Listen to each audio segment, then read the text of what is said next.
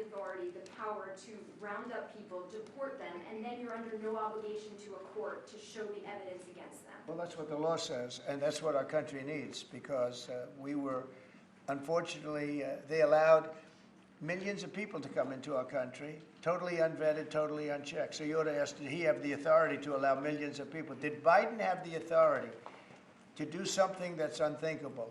Have open borders where millions of people poured into our country, totally unvetted and totally unchecked, just as you would say.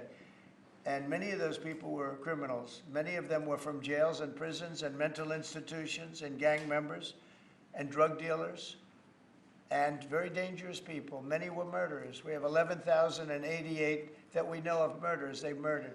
Of that number, at least half killed more than one person. They're in our country. They're in a location near you. Biden allowed that to happen to our country. And his people that really ran the country.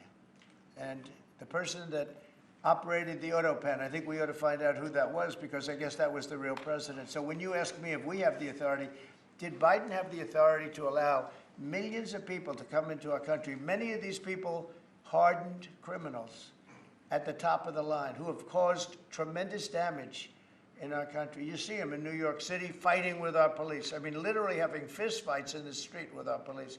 These are tough, hard criminals. Many of them came out of jails, and not just South America, from all over the world. They came out from Africa, from the Congo. They came out from Asia. Not just South America, but many from South America. These are hard, tough criminals, and we have to get them out.